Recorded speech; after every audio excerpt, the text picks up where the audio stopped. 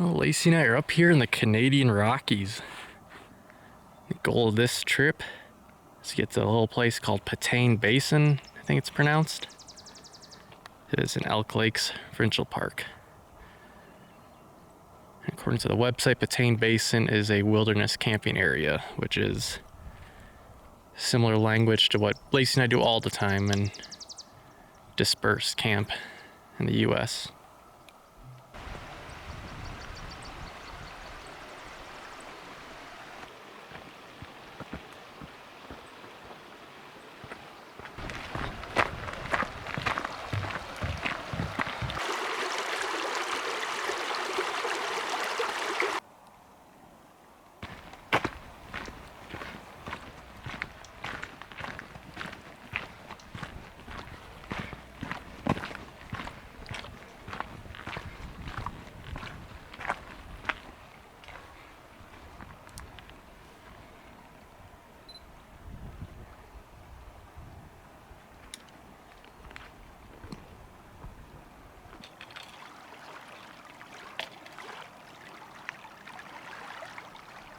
We're on these boardwalks going around Lower Elk Lake.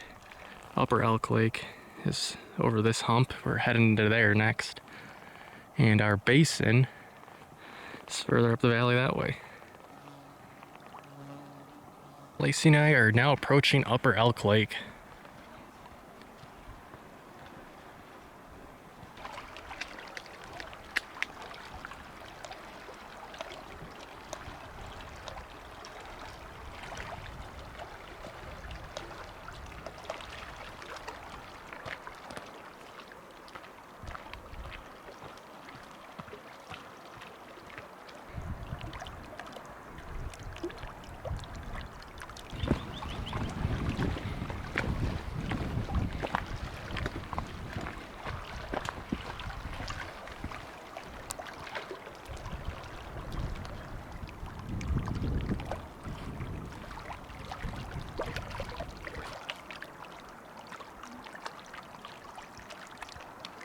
Alright, Lacey and I are approaching the end of Upper Elk Lake, and we're going to continue up this valley here into the forest and head towards Patane Falls, which there's a route. It's either no trail or a climber's trail up to Petain Basin. It's always fun in a grizzly country walking through tall willow areas. Times like these. And thicker willow, especially when you're walking into the wind. Yeah, this feller out.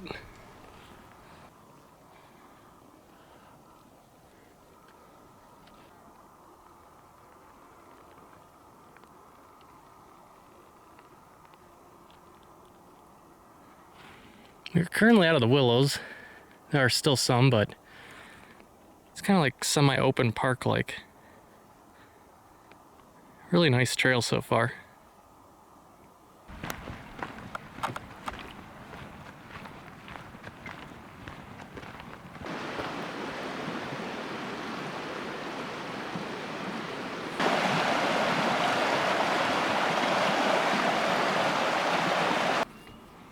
Getting closer to Petain Basin, we have now are about to cross into the wilderness camping area.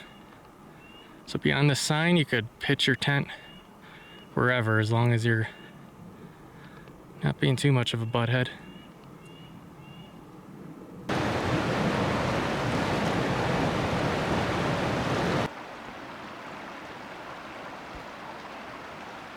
And so something's been kind of going on.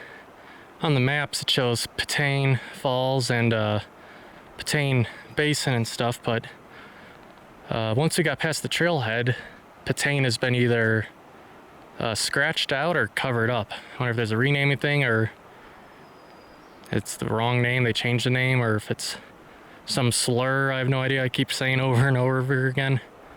But yeah, they want that Patane name gone for some reason. Wonder why.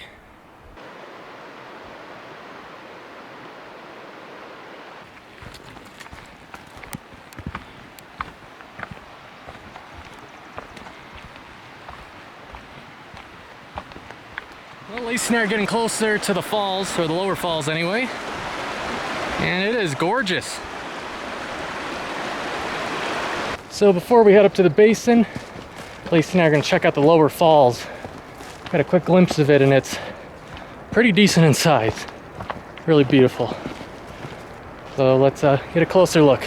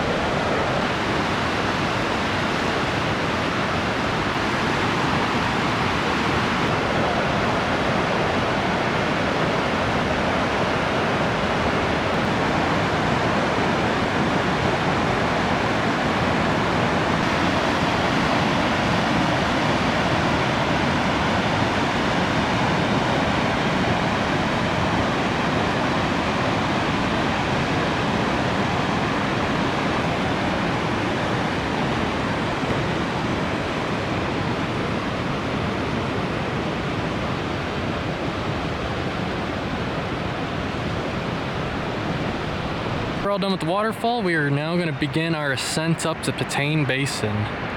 It is up in there.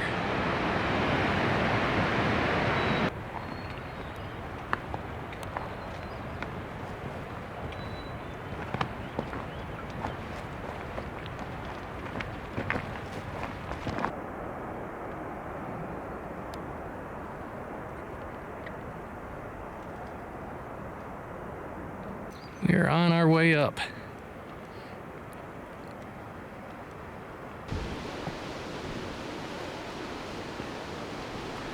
So across the snow here. Pretty well packed. Got a little nervous. Potential snow bridging, but boy was it solid. Our views are getting better and better. Not that they weren't down there.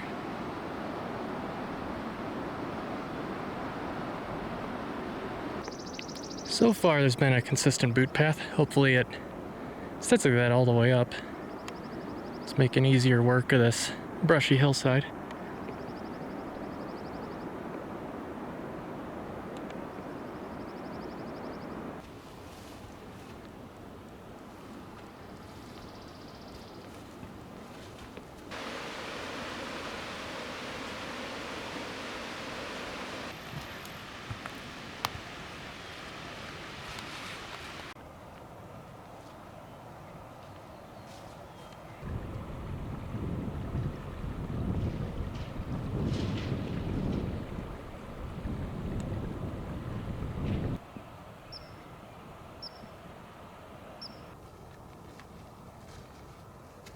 You're starting to get into larch trees at the entrance of the basin.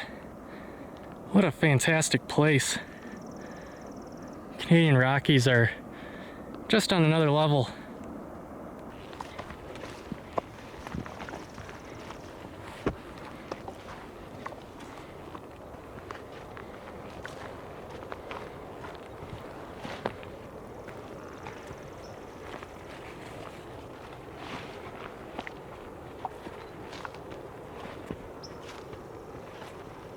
We've made it to the start of Petain Basin. Stunning.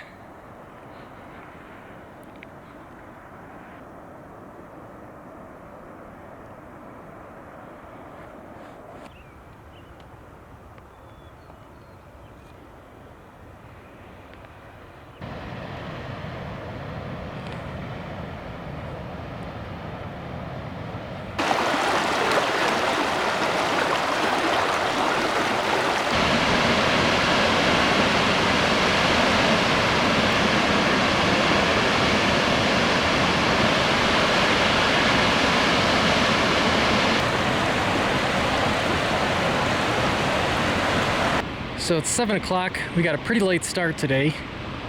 We're having a lunch break here. Then when we're all done drinking and eating, we're gonna head up here into the upper basin, the larger section,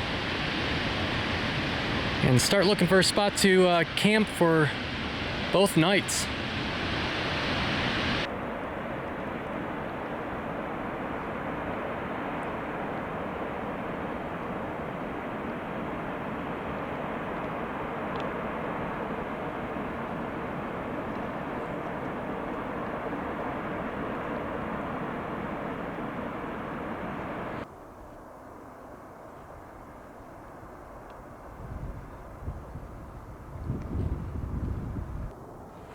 We're now up in these meadowy rocky gardens. I'm currently standing on a nice flat spot right now. I dropped my pack and I gonna start searching around for other flat spots that might be good to camp at. Camp is all set up. This will be our home for 2 nights. And we're gonna kick back, relax, and take in this view.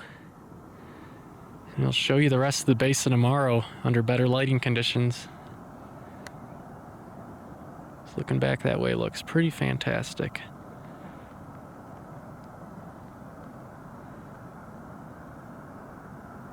Lacey and I walked a little ways for camp. We're gonna sit here and have our beers. And it's our 5th anniversary today, so we're gonna drink both of our beers tonight.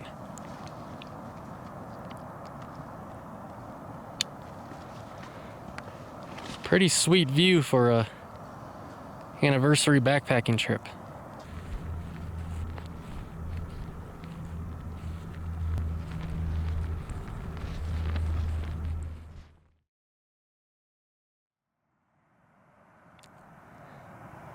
Good morning. Here's the full view of the well-lit basin now.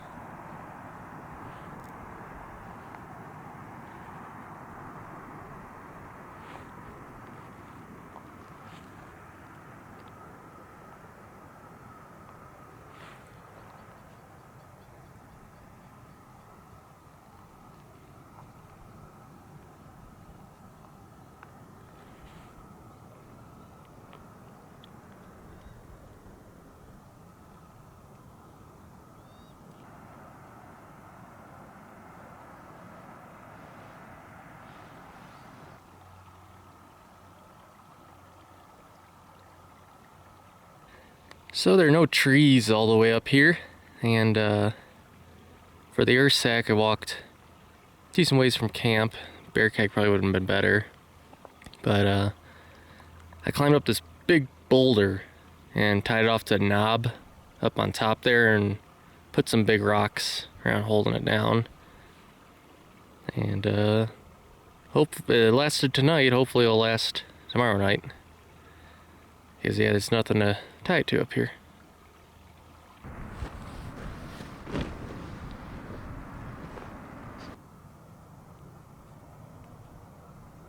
Okay, Lacey and I are gonna start exploring while it's still sunny.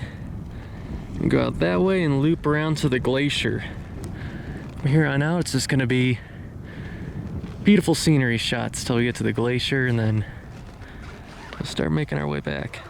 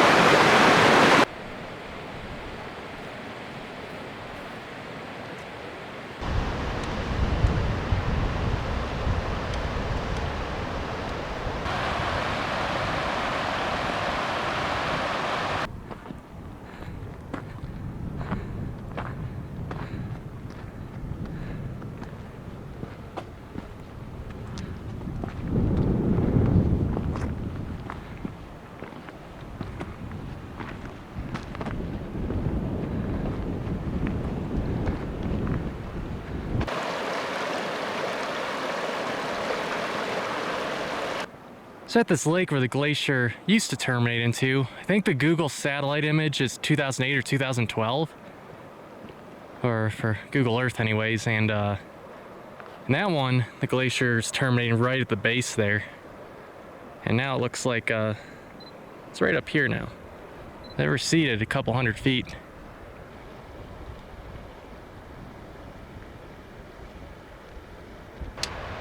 And some clouds building. They look like they have moisture in them. We're on our way to the other waterfall, and then we're gonna loop back around to camp. Hopefully these clouds stay off till then.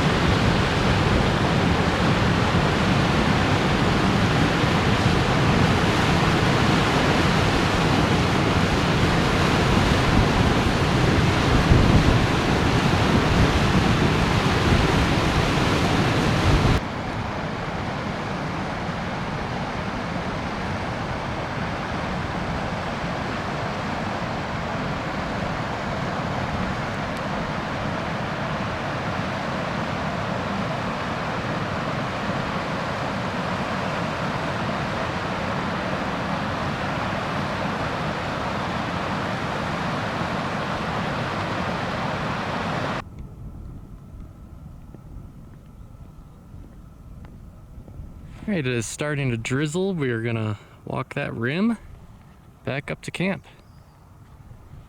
and spend the rest of the evening relaxing there. Lacey found this fossil. Really cool. A lot of fossils here. There's one there, and one there. They're everywhere in these rocks.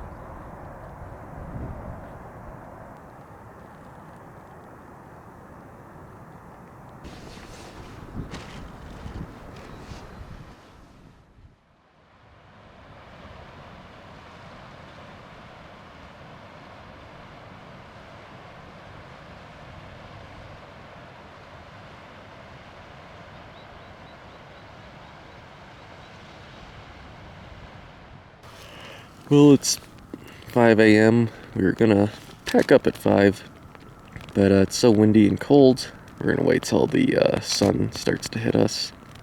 It's light out there right now, and has yet to cast any alpenglow or colors on the mountains yet, so we've got another hour or so before the sun actually hits us in this basin and starts warming it up. Really cold night.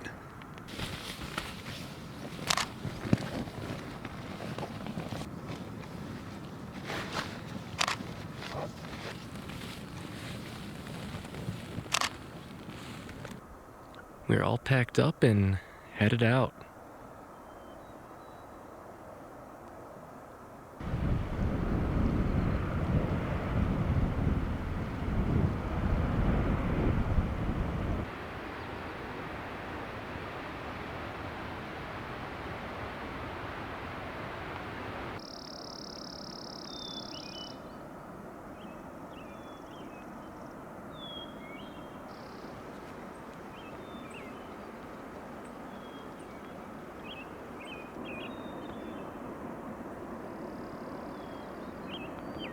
Yeah, so we got some grizzly bears right there walking through the trees.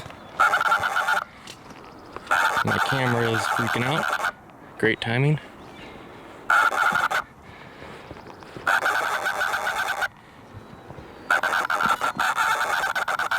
So glad we're getting one of these. They're skirting around us and we're skirting around them.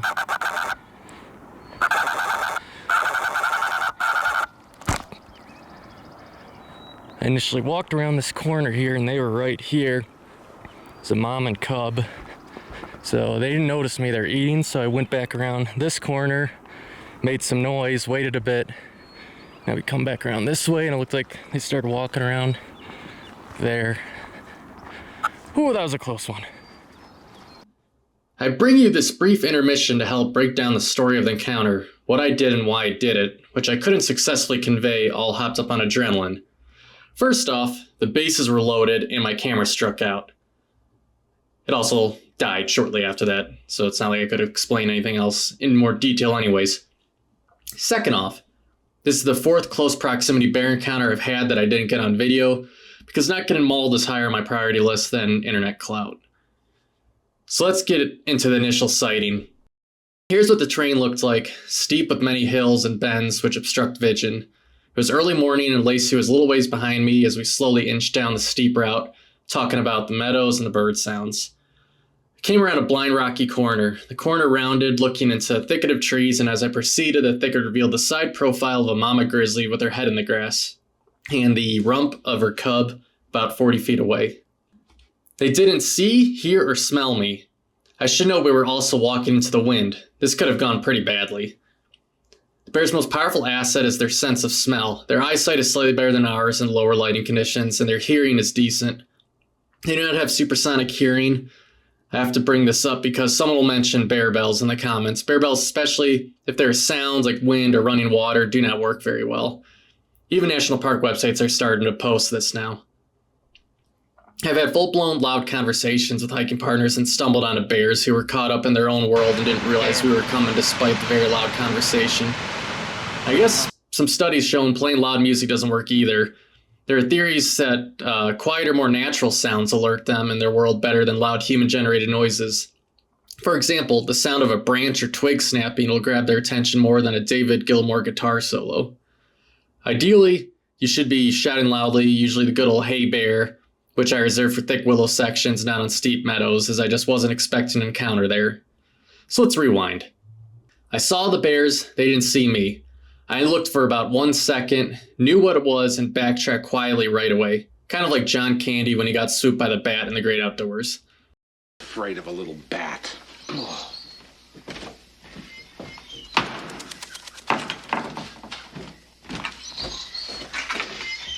As I was rounding the corner back from which we came, Lacey was approaching and I silently signaled her to backtrack. We got around a ways from the corner, got our bear sprays out and unclipped them, and I started to talk much louder than we were talking while also making whistling sounds with my little pack whistle on the belt buckle. Now, I'm no bear expert and this isn't advice. I'm just explaining what cards I played that moment from what I felt I've learned. I do read quite a bit about bear behavior, specifically grizzly bears, and lots of secondhand knowledge from my friend Joey, and watching other wildlife hobbyists like Stan Mills kind of all talk about somewhat similar theory of the bear that doesn't quite see you, can't smell you, and is in your way at an impassable point removal technique. I should note, though, this doesn't apply to a bear on a carcass. Now, before I get into this is a theory with good odds, but still a theory, as all bears are different and behave different. They aren't a math equation. Let's dive into this now. So the scenario, there's no way around these bears, high or low. We are in a garden cliff band and locked in.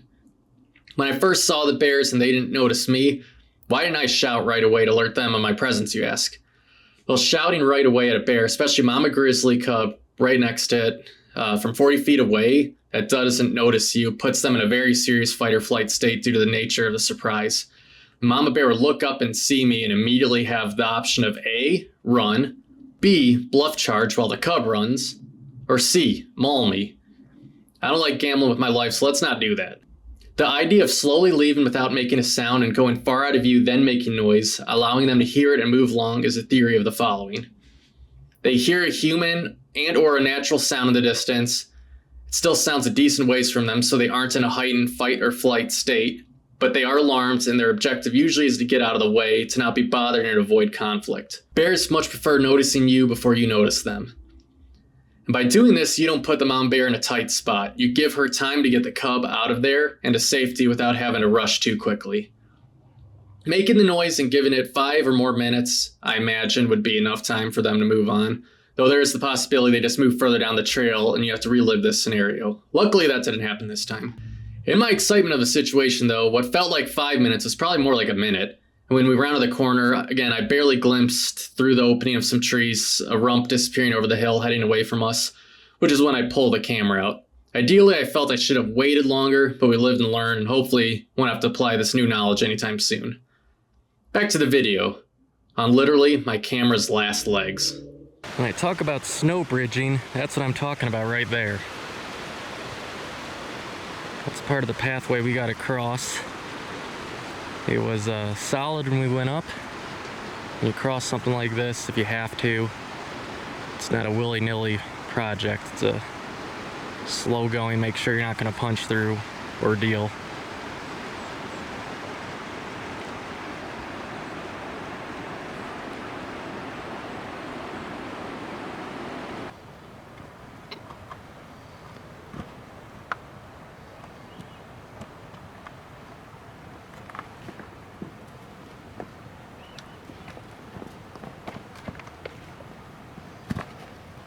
Alright, now up there with the mama grizzly, the other scariest part of this trip.